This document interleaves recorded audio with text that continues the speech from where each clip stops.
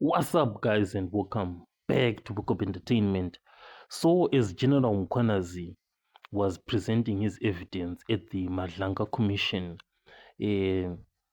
was a woman who appeared who was seated at the front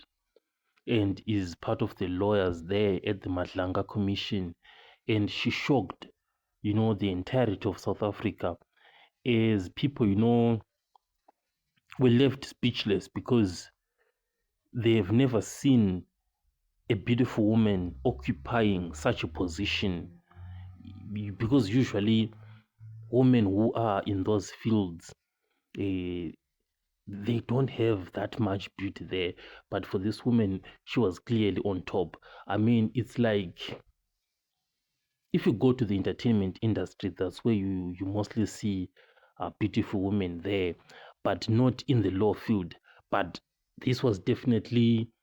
one of the intelligent women out there who was at the Madlanga Commission, who shocked everyone.